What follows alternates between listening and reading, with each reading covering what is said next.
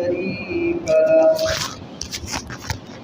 ونشهد أن سيدنا ومولانا محمدا عبده ورسوله صلى الله تعالى عليه وعلى آله وأصحابه وبارك وسلم تسليما كثيرا كثيرا. أما بعد فأعوذ بالله من الشيطان الرجيم. بسم الله الرحمن الرحيم. الحمد لله رب العالمين الرحمن الرحيم مالك يوم الدين إياك نعبد وإياك نستعين اهدنا الصراط المستقيم صراط الذين أنعمت عليهم غير المغضوب عليهم ولا الضالين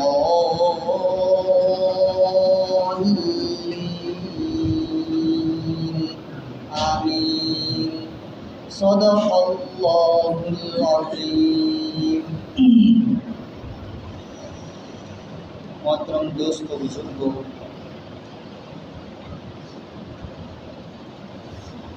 सूरह फातिहा के बारे में दर्स चल रहा है। जैसा कि बताया गया इससे पहले की मजलिसों में कि सूरह फातिहा जो है पूरे कुरान का खुलासा और निचोड़ है। इसीलिए हदीस में आता है जब बंदा पढ़ता है अल्हम्दुलिल्लाह रब्बिल आलमीन, तमाम तारीफ़ें अल्लाह के लिए है जो सारे जहानों का पालनहार है, तो अल्लाह तबारक व तआला की तरफ से जवाब दिया जाता है हमीदनी अब्दी, मेरे बंदे ने मेरी तारीफ़ बयान की। बंदा कहता है अर्रहमान अर्रहीम, तो बड़ा मेहरबान रहम वाला है, तो अल्लाह कहते असना अलैया अब्दी, मेरे बंदे ने मेरी सना खानी की। बंदा पढ़ता है मालिकी यौमिद्दीन, यानी रब क़यामत के दिन का मालिक है, तो अल्लाह कहते मज्जदनी अब्दी, मेरे बंदे ने मेरी बुजुर्गी बयान की। जब बंदा पढ़ता है इय्याका नअबुदु व इय्याका नस्तईन, ये अल्लाह हम तेरी ही इबादत करते हैं और तुझी से मदद चाहते हैं, तो अल्लाह तबारक व तआला की तरफ से जवाब दिया जाता है हादा बैनी व बैन अब्दी वली अब्दी मा सअल, ये हिस्सा मेरे और मेरे बंदे के दरमियान है। इय्याका नअबुदु, हम तेरी इबादत करते हैं, गोया अल्लाह के लिए हिस्सा हुआ, और व इय्याका नस्तईन, बंदा कहता है कि अल्लाह इबादत में मैं तेरी मदद चाहता हूँ, गोया ये बंदे की ज़रूरत पड़ी, और अल्लाह कहते वली अब्दी मा सअल, मेरे बंदे के लिए वो होगा जो मांग रहा है। फिर इहदिना सिरातल मुस्तकीम, ये अल्लाह सीधे रास्ते पर चला, सिरातल लदीना अनअमता अलैहिम, उन लोगों के रास्ते पर जिन पर तेरा इनाम हुआ, गैरिल मग़ज़ूबि अलैहिम वलद्दाल्लीन, न कि उन लोगों के रास्ते पर जिन पर तेरा गज़ब उतरा और जो रास्ते से भटक गए। ये तीन आखिरी आयत में अल्लाह हर आयत के जवाब में कहते हादा लिअब्दी वलिअब्दी मा सअल, ये मेरे बंदे का हिस्सा है, यानी मेरा बंदा मांग रहा है मुझसे, और वली अब्दी मा सअल, मेरा बंदा जो मांग रहा है मैं दूंगा। ये गोया सूरह फातिहा के अंदर अल्लाह तबारक व ताला की तरफ से ये जवाबात मिलते हैं। इसलिए एक बुजुर्ग गुजरे हैं इब्ने अरबी रहमहुल्लाह, वो कहते हैं कि मैं जब सूरह फातिहा पढ़ता हूँ नमाज में, तो जब तक अल्लाह की तरफ से वो जवाब नहीं सुनता ना, मैं आगे नहीं बढ़ता। उनका वो मकाम कहते अल्हम्दुलिल्लाहि रब्बिल आलमीन, ये गोया कि आगे नहीं बढ़ता हूँ जब तक अल्लाह की तरफ से ये नहीं सुनता हूँ हमीदनी अब्दी, हर आयत पर। इसीलिए तो सूरह फातिहा के अंदर हर आयत पर वक़्फ़ करना सुन्नत है। इसीलिए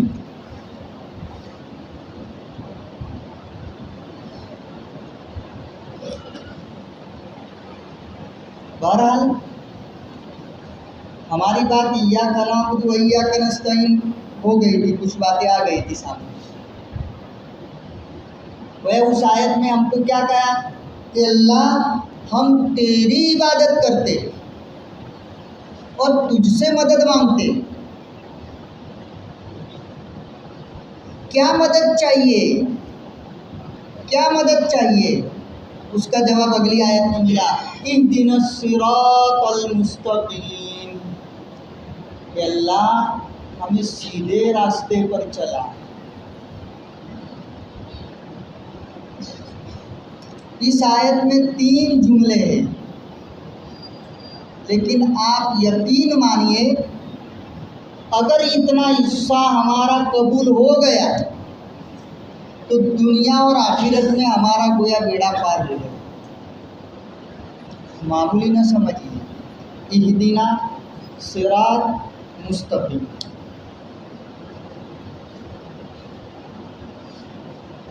हमको कहा गया है कि सीधा रास्ता अल्लाह से मांगो, और सीधा रास्ता कहा गया है, काई में ये नहीं बताया गया, काई में सीधा रास्ता ये नहीं बताया गया। सिरात यानी हर चीज़ में सीधा रास्ता मांगो अल्लाह से, दीन के कामों में भी सीधा रास्ता मांगो, दुनिया के कामों में भी अल्लाह से सीधा रास्ता मांगो। सीधा रास्ता दीन के कामों में कौन सा है? जन्नत वाला रास्ता, क्योंकि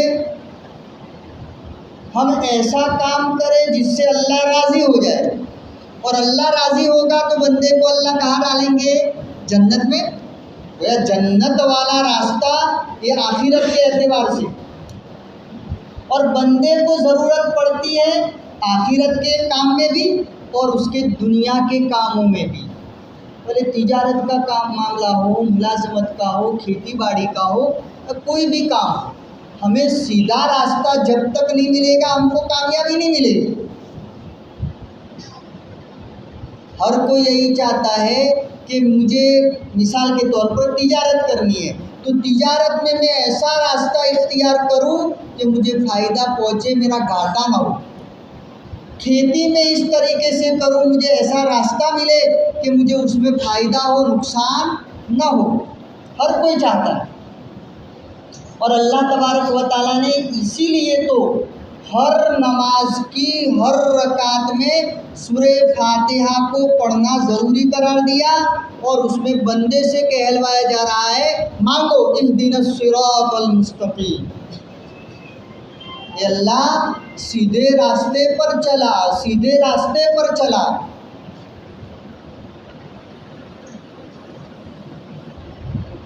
और सीधा रास्ता कौन सा है? उस सीधे रास्ते की तशरीह पूरा कुरान है, यानी जो कुरान ने बताया, जो शरीयत ने बताया, उसी रास्ते पर हमको चला।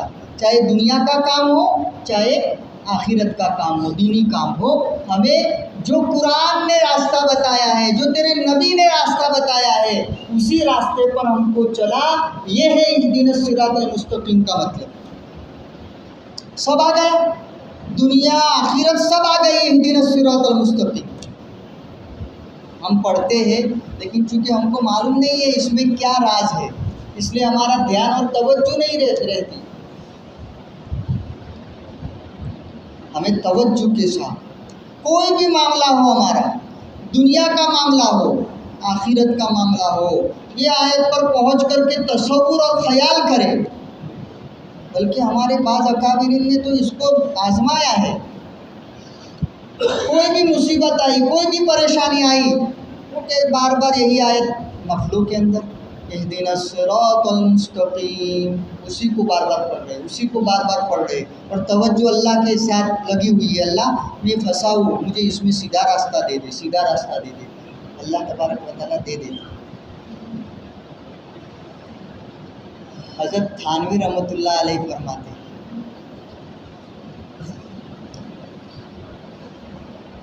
कि क्या ऐसा हो सकता है कि कोई बंदा या बंदी अल्लाह तबारक व तआला से सीधा रास्ता मांगे और अल्लाह ना दे? ऐसा हो सकता है?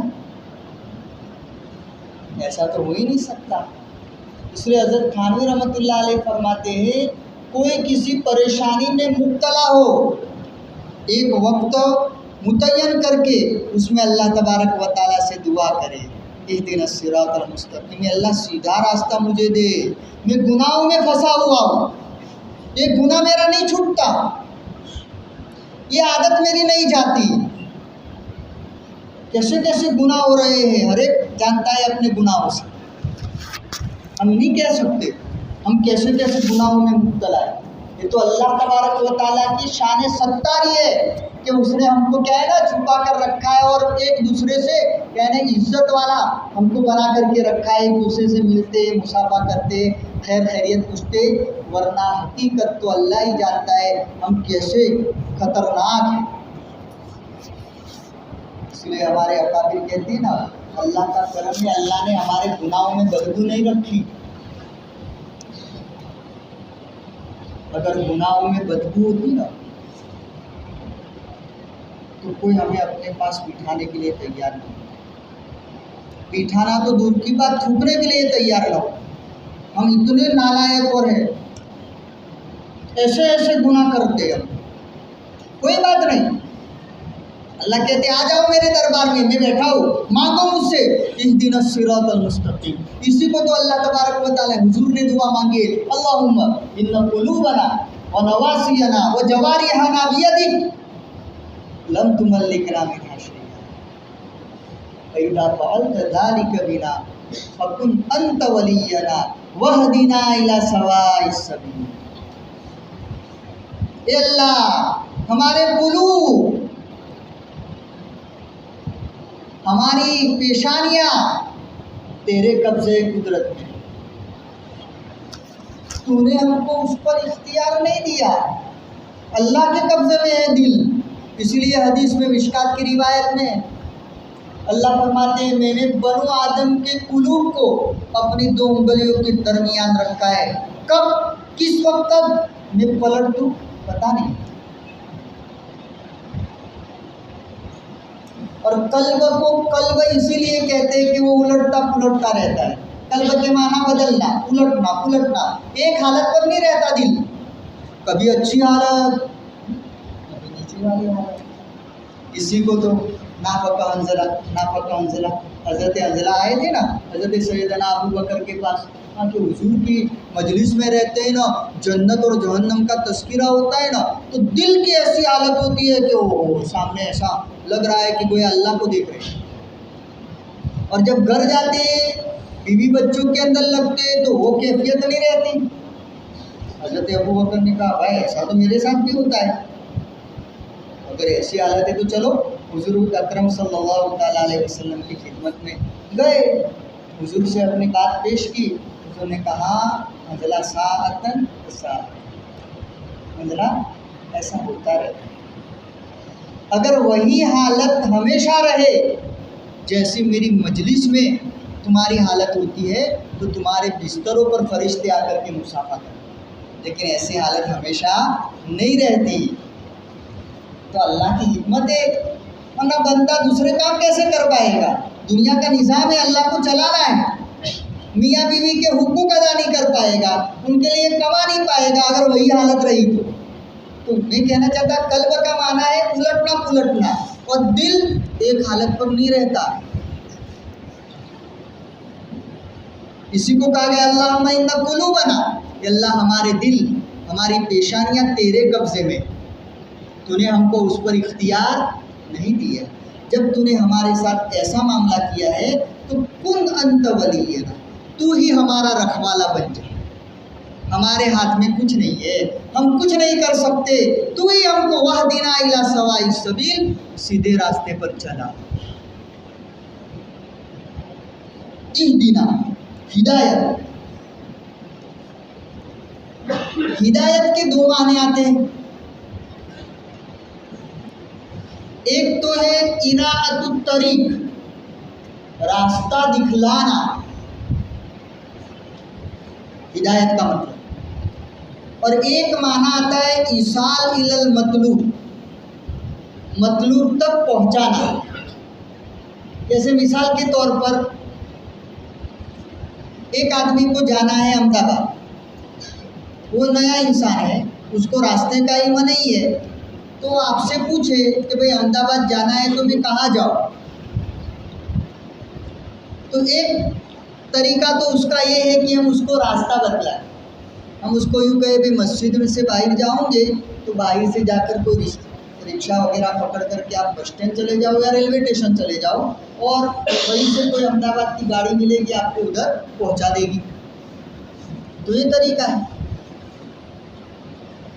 और एक रास्ता ये है कि किसी मजलिस में कोई आदमी अहमदाबाद जाने वाला था, कहा भाई बैठ जा मेरी गाड़ी में, मैं खुद ले जाता हूँ, मैं खुद जाता हूँ। ये इसाल इलल मतलूब गोया दो माने हिदायत। एक तो आम माना है, आम रास्ता है, सीधा रास्ता पर हमको चला तो तमाम के लिए, ईमान वालों के लिए, गैर ईमान वालों के लिए, अपनों के लिए, गैरों के लिए, सब के लिए अल्लाह ने कह दिया ये कुरान हिदायत का हुदन, हिदायत का रास्ता है, इसके मुताबिक चलते रहो, मंजिल मिल जाएगी आपको। ये आम रास्ता। और खास हिदायत दूसरा, अल्लाह से दरखास्त की जाती है, बारी ताला हिदायत तो तूने कुरान के ज़रिए से हमको रास्ता दिखला दिया, लेकिन हम तुझसे दरखास्त करते हैं कि हमें वहाँ उस मंजिल तक पहुँचा दे, तू पहुँचा दे। गोया हमें अल्लाह ताला से ये मांगना है, इहदिना, हमें हिदायत दे, यानी हमारे दुनियावी और उखरवी कामों में हमें कामयाबी तक पहुँचा दे। यह है इहदिना सिरातल मुस्तकीम।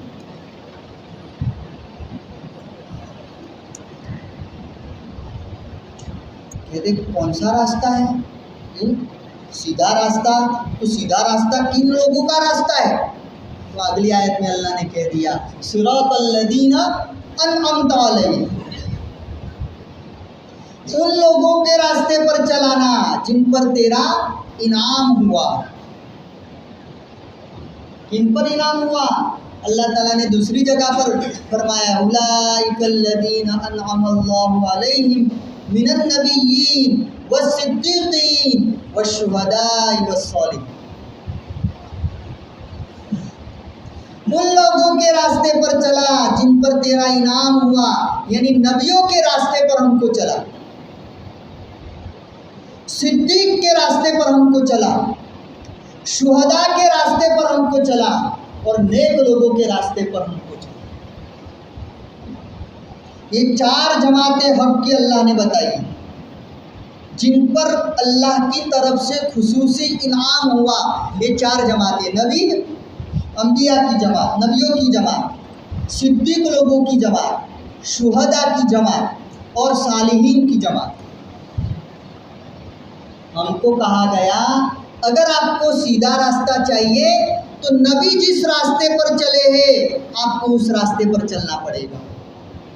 सिद्दीक जिस रास्ते पर चले हैं उस रास्ते पर चलना पड़ेगा। सिद्दीक जिसका जाहिर और बातिन बिल्कुल सच हो, और सबसे बड़े हज़रत अबू बकर सिद्दीक है। सिद्दीक एक बात और याद रखिए, अल्लाह तबारक व तआला ने नबियों का दरवाज़ा बंद कर दिया। हुजूर ने कह दिया ला नबी बाद, मेरे बाद कोई नबी आने वाला नहीं है। आप इस बात को अपने दिलो दिमाग में बिठा लें। हुजूर ने फरमा दिया मेरे बाद कोई नबी आने वाला नहीं है। अब कोई लाख तावीलें करे, लाख अलग अलग तरीके से हमको क्या है ना, कुरान की आयतें भी पेश करें, क्योंकि हम तो आलिम नहीं है, हम तो क्या है ना, हमको तो इल्म नहीं है अल्लाह ने कुरान की आयत किस जगह कौन से मौके पर क्यों बताई है, हमको तो पता नहीं है। सीधी सीधी बात, हमको हमारे कानों में हदीस पहुंच गई कि नबी का दरवाज़ा हमारे आका सल्लल्लाहु ताला अलैहि वसल्लम पर बंद हो गया। अब उनके बाद कोई नबी आने वाला नहीं है, कोई नहीं आ सकता। अब कोई भी आ जाए, मिर्ज़ा गुलाम अहमद कादियानी या उनके कैसे भी लोग आ जावे, हमें किसी की बात सुननी नहीं।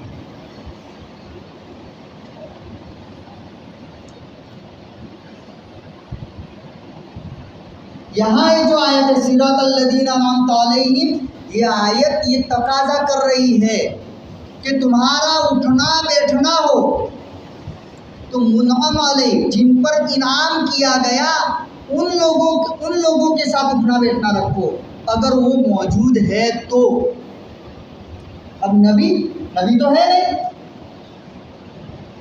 नबी का दरवाज़ा तो ख़त्म हो गया हमारे आका सल्लल्लाहु ताला अलैहि वसल्लम पर, लेकिन उसके बाद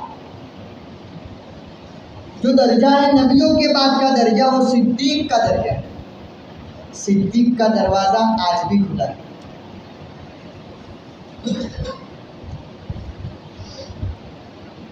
इसलिए हमारे अकाबिर यूँ दुआ करते हैं कि अल्लाह औलिया सिद्दीकीन के आखिरी मकाम तक हमको पहुँचा। वह सिद्दीकियत का दरवाज़ा आज भी खुला हुआ है, और सिद्दीक तस्दीक करना वाला। हजरत अबू बकर को सिद्दीक अकबर कहा जाता है, और क्यों लक़ब मिला सिद्दीक का? क्योंकि कुफ़ार कुरैश को मालूम था कि हजरत अबू बकर नबी अकरम सल्लल्लाहु ताला अलैहि वसल्लम के साथी है, दोस्त है। तो जब मेराज का वाक़या हुआ, हुजूर सल्लल्लाहु ताला अलैहि वसल्लम को रात के मौके पर हज़रत जिब्राइल बुराक लेकर के आए, और पहले यहाँ से सुबहानल्लज़ी असरा बिअब्दिही लैलन मिनल मस्जिदिल हरामी इलल मस्जिदिल अक़सा अल्लज़ी बारकना हौलहु। कुरान में तज़किरा है कि पाक है वो ज़ात जिसने अपने बंदे यानी हुजूर को मस्जिद हराम से मस्जिद अक़सा तक पहुँचाया। वह ये सफ़र शुरू हुआ मेराज का, और वहाँ मस्जिद अक़सा में आपने तमाम नबियों को नमाज पढ़ाई, इमामत करवाई, सारे अंबिया अल्लाह के हुक्म से वहाँ आ गए। फिर वहाँ से आसमानों का सफ़र हुआ। सातों आसमान में हर आसमान पर अलग अलग नबी थे। उन नबियों से मुलाकात करते करते आप वहाँ तक पहुँचे, सिदरतुल मुंतहा पर पहुँचे। हज़रत जिब्राइल भी कहने लगे अपने आगे बढ़ सकता नहीं, वहाँ से आगे गए और आगे गए। फ़काना क़ौब क़ौसैनि औ अदना थुम्मा दना फ़तदल्ला। अल्लाह तबारक व तआला से नबी अकरम सल्लल्लाहु ताला अलैहि वसल्लम को इतना कुर्ब मिला जितना शायद किसी को मिला। लंबा वाक़या है मेराज का, हम पढ़ते रहते सुनते रहते।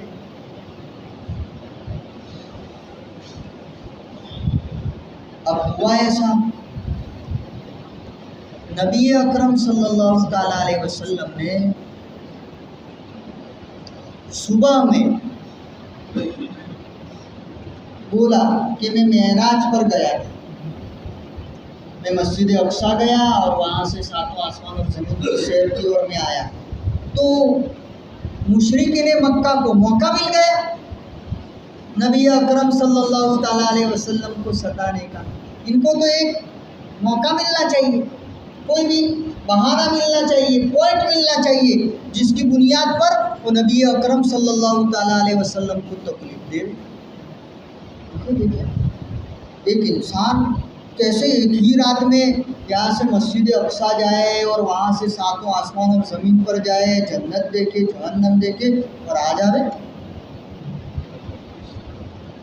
तो इनको मौका मिल गया कि हुजूर के जो मानने वाले हैं ना, इनके सामने ये बात रखो, कोई भी नहीं मानेगा तो गोया जो ईमान लाए हैं वो भी निकल जाए हुजूर के पास से, क्या है ना, अलग हो जाए। तो पहले दौड़े हजरत अबू बकर के पास आए, कहने लगे अबू बकर, एक आदमी ऐसा दावा करे कि रातों रात वो यहाँ से मस्जिद अक्सा गया, वहाँ से सातों आसमान और ज़मीन और अर्शो वगैरह गया और रातों रात वापस आ गया, उस आदमी से मुमकिन है? हज़रत अबू बकर ने कहा ना भाई, ऐसे कैसे मुमकिन हो सकता है एक आदमी रातों रात जा कर के आ जावे। खुश हो गए वो कि वो तुम्हारे साथी है ना मोहम्मद, वो ऐसा कह रहे कि वो रातों रात गए और आ भी गए। तो हज़रत अबू बकर रज़ी अल्लाह ताला ने ज़र्रा बराबर तवक्कुफ़ नहीं किया, फ़ौरन आपकी ज़ुबान पर आया, अगर मोहम्मद अरबी सल्लल्लाहु ताला अलैहि वसल्लम कह रहे हैं तो बिल्कुल मैं मानता हूँ, सच हो। ये है सिद्दीक़ अकबर का लक़ब। फिर आपको अकल को सामने रखकर आप नहीं चले। आजकल हम लोग हर बात में अकल ला रहे हैं, हर बात में अकल ला रहे हैं। हमारी अकल में आए तो मानने का, अकल में नहीं आए तो नहीं मानने का आजकल रिवाज होता जा रहा है हमारा।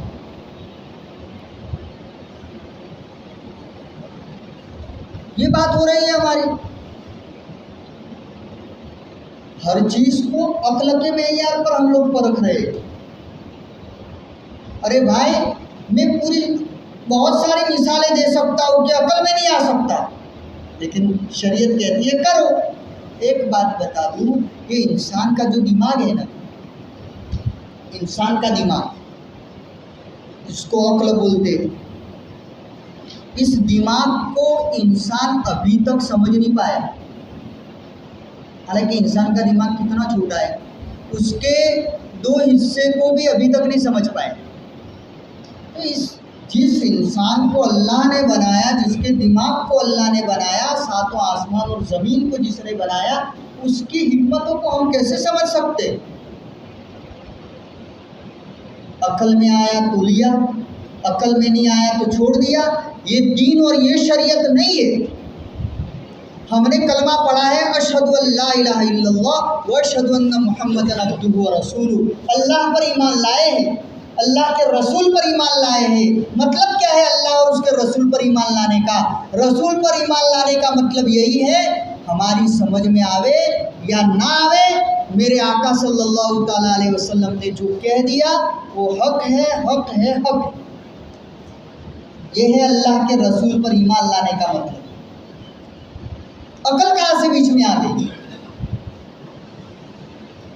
हाँ, हम ये नहीं कहते कि भाई हमारे अहकाम अकल के अंदर नहीं आते। अरे हम समझ नहीं पाते हिम्मतें।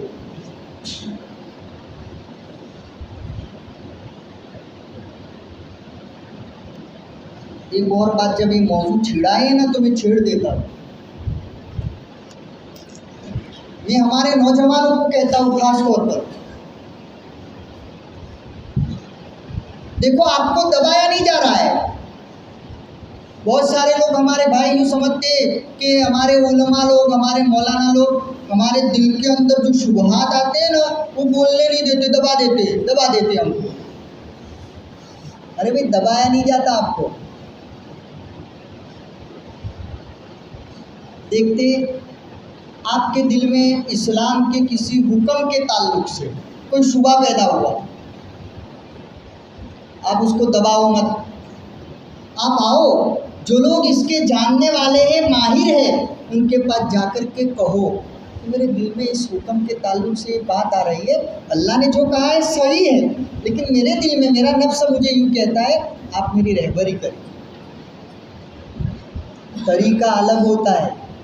एक होता है एतराज़, एतराज़ की इजाज़त नहीं है इस्लाम में। ऐसा क्यों, ये क्यों करने की इजाज़त नहीं है। शुबा है पेश करो, उसका जवाब मिलेगा और सीधा रास्ता हमको मिलेगा। अरे भाई जब भी ऐसी चीज़ें आवें, यही इहदिनस सिरातल मुस्तकीम, अल्लाह से मांगते रहो अल्लाह सीधा रास्ता दे दे। मेरे दिल में ये शुबा आ रहा है तो मुझे सीधा रास्ता दे दे। बहुत सारी। और एक बात याद रखिए, दुश्मनाने इस्लाम और ईमान जो है, जो ईमान के और इस्लाम के जो बिल्कुल इन्होंने अपना मकसद बना दिया है, इसका विरोध करना, इसकी खिलाफ वर्जी करना, आजकल हमारे बच्चों को ख़ास तौर पर, चाहे कॉलेज में हो चाहे उसके ऊपर हो, इनको इनके लेक्चर में ये चीज़ें लाई जाती है।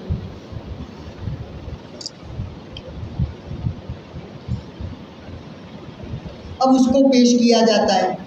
बच्चे बच्चे होते हैं, इनके दिमाग में बातें डाली जाती है, शुबहात की बातें डाली जाती है। अब वो इसी को लेकर के क्या करते रहते हैं, उसी को लेकर के घूमते रहते हैं। अच्छे आलिम की सोहबत नहीं मिलती, अच्छे आलिम के पास जाते नहीं, और वही चीज़ों को, शुबहात को लेकर के बरसों से अपने दिलों के अंदर उन्होंने अपना नज़रिया ही अलग बना करके रख दिया। इसलिए मैं कहता हूँ, इस्लामी किसी हुक्म के ताल्लुक से आपको शुबा है, आप शुबे को दबाओ मत, आकर के जिससे आपको मुनासबत है उस आलिम के पास जाओ और उसके सामने अपनी बात रखो, मसले का हल मिल जाएगा इंशाअल्लाह। बहरहाल तो हज़रत अबू बकर सिद्दीक ने, यहाँ मैं कह रहा था, अकल को बीच में लाए नहीं, फ़ौरन कह दिया अल्लाह के रसूल ने अगर कहा है तो मैं सच मानता हूँ, इस बात मैं उसकी तस्दीक करता हूँ।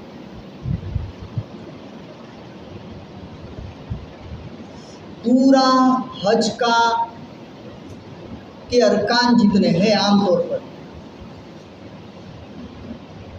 वो हज के अरकान अक्सर ऐसे हैं जो अकल में नहीं आते।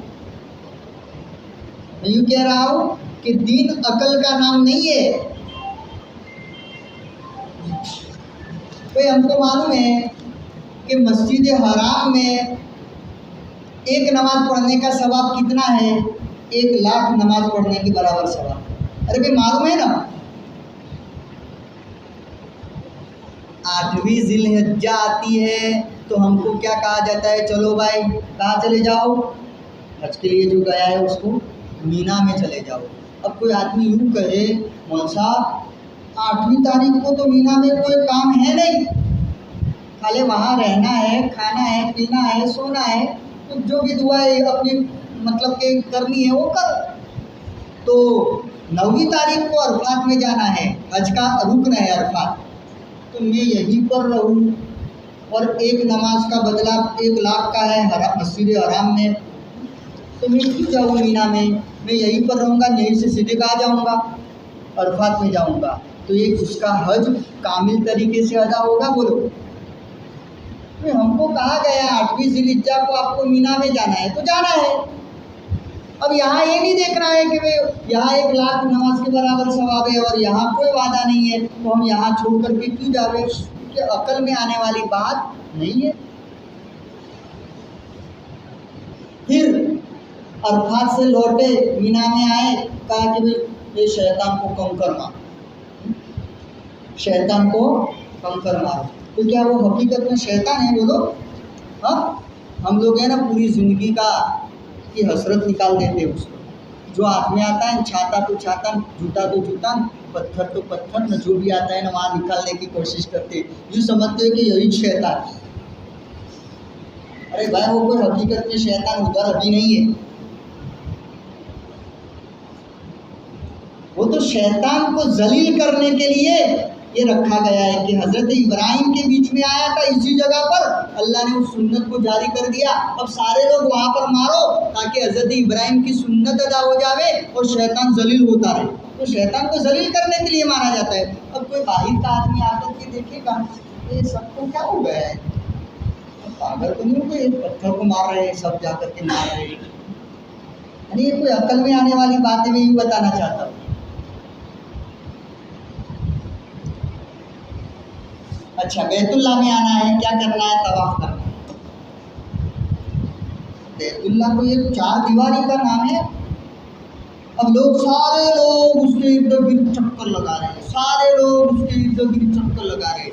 कोई बाहर का आदमी है, तो हम मुसलमान हैं, हमको मालूम है, इसलिए जिनको कुछ पता नहीं वो कहेंगे ये सब पागल हो गए, एक खाली इसमें घूमते रहते, कुछ करते नहीं, खाली घूमते रहते। यही हाल सफा मरवा की सही का है। बीच में नीले नजर ना कहीं दौड़ते, नया आदमी होगा कि क्या हुआ है दौड़े यहाँ बीच में। वो या हज के जितने भी अरकान है वो अकल में आने वाली चीज़ें नहीं है। तो ये इस बात की तरफ इशारा दे रहा है कि दीन अक्ल के ताबे नहीं है।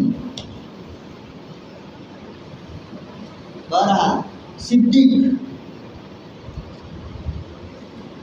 और फिर क्या, शुहदा, शहीद लोगों के रास्ते पर, जिन्होंने अपनी जान अल्लाह के रास्ते में दे दी, उन लोगों के रास्ते पर चलना है।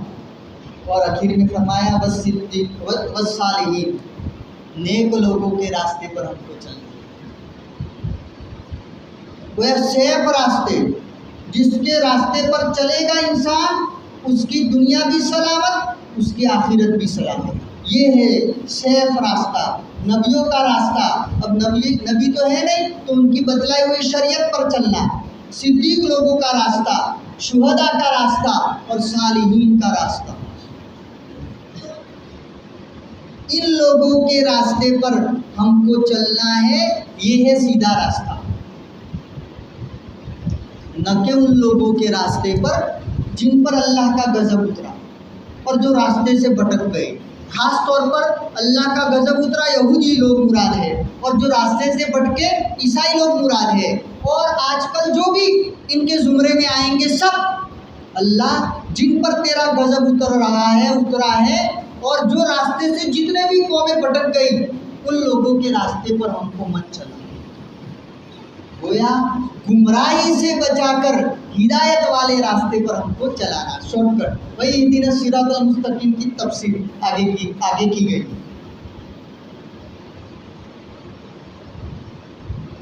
गोया इस आयत में, इन तीनों आयतों में, इहदिना सिरातल मुस्तकीम में हमको ये समझाया जा रहा है, हर वक्त हमसे मांगते रहो, रुजू करते रहो।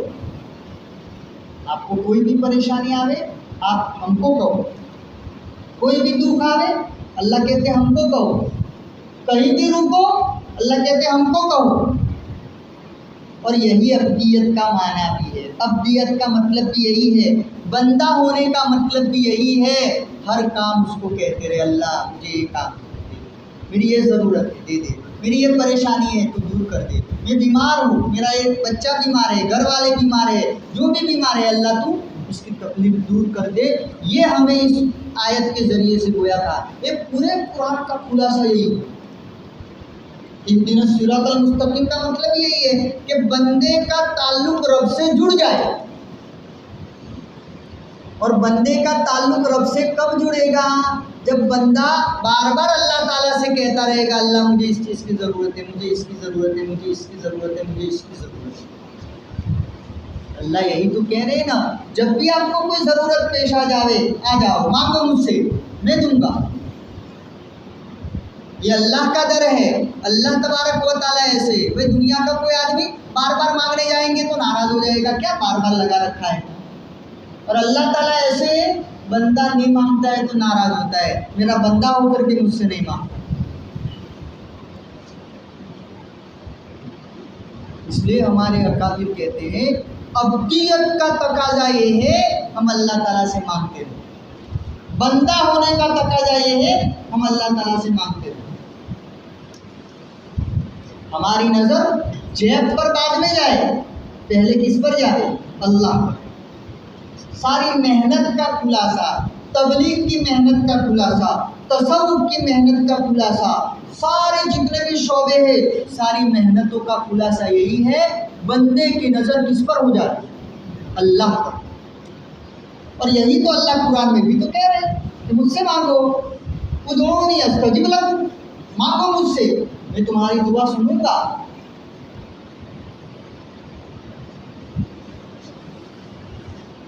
क्या करना पड़ेगा उसके लिए? सीधे रास्ते पर चलने के लिए क्या करना पड़ेगा? नेकों के रास्ते पर चलना पड़ेगा।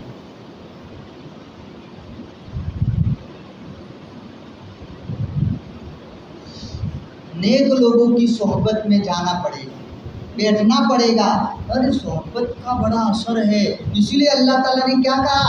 इन लोगों के रास्ते पर चलो, इन लोगों के रास्ते पर न चलो, इन लोगों की सोहबत में बैठो जिनके गलत अकाइद है, गलत नज़रियात है, गलत जो रास्ते पर जा रहे हैं, गुमराही के रास्ते पर जा रहे हैं, उनके रास्ते पर चलना नहीं है, उनकी सोहबत में रहना नहीं है। सोहबत के सिलसिले में इंशाअल्लाह अगली मजलिस में बताऊंगा।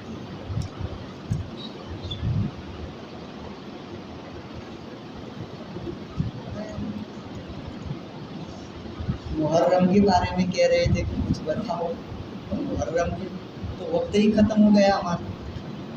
पहले से मुझे बता देते तो मैं इसको करता, कोई बात नहीं,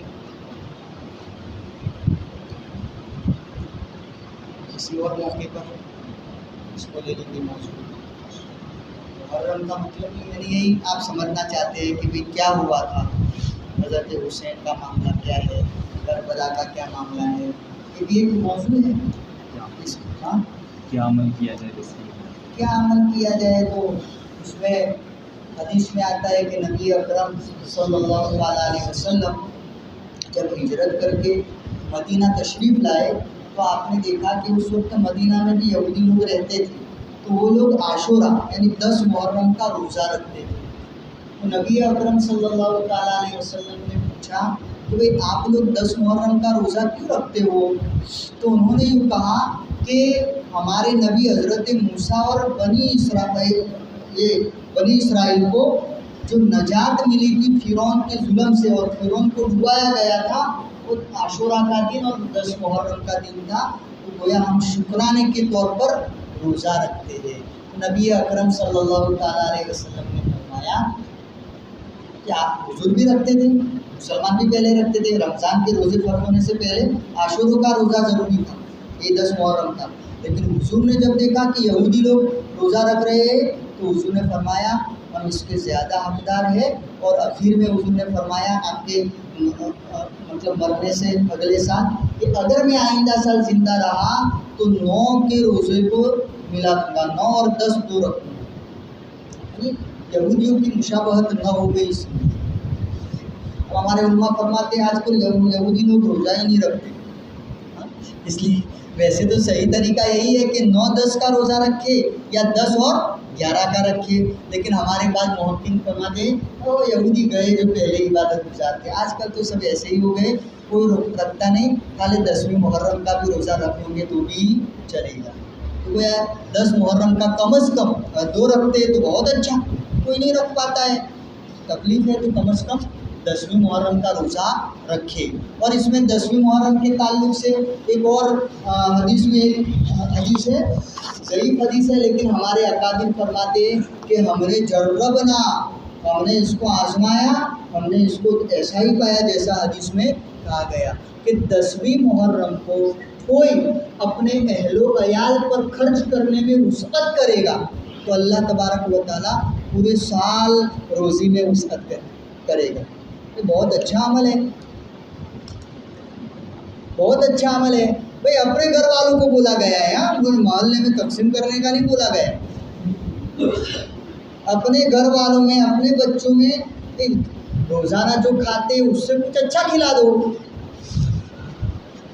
गोश्त रोज़ाना नहीं खाते, उस दिन थोड़ा गोश्त पका लो, थोड़ा मीठा पका लो, बच्चों को कुछ आइसक्रीम वगैरह खिला दो। अच्छा, मतलब जो रोज़ाना खाते उससे हट करके थोड़ा और वुसअत करो, इंशाअल्लाह पूरे साल का यानी साल का रिस्क अल्लाह ताला घर वालों के लिए आसानी के साथ देगा। हमारे अकाबिर कहते हैं हमने आजमाया और ऐसा ही पाया। अब यहाँ एक और सवाल पैदा होता है कि मौलवी साहब, एक तरफ तो तुम यूँ कहते हो 10वीं मुहर्रम का रोज़ा रखो, और एक तरफ कहते हो कि 10वीं मुहर्रम को क्या करो, खाना खिलाओ बच्चों को, घर वालों को, तो उनको भी तो रोज़ा रखना पड़ेगा, हमारा भी तो क्या होगा। तो हमारे उलमा ने इसका भी जवाब दिया है कि भाई 10वीं मुहर्रम को जाहिरी बात है भाई रात का पकाना होगा तो मेहनत तो दिन से होगी ना, कि ऐसे ही कोई फट दिन हो जाता है, कहने जन्नत तो है नहीं कि बोल दिया कि हो गए। इसलिए हम क्या करेंगे भाई, असर के वक्त से या इससे पहले से तैयारी करेंगे। तो जो खाना वगैरह इंतज़ाम वो कर ले हम लोग। इंतज़ामी जो उमूर है, गोश्त लाना, कुछ और चीज़ लाना, वो क्या है ना उसी दिन में ला दे, और भले रात को पके रात को खावे, इंशाल्लाह इसकी फजीलत हासिल हो जाएगी। कल ये काम करने के अल्लाह हमें इन बातों पर अमल करने की तौफीक दे। सुभान अल्लाह व बिहम्दिही व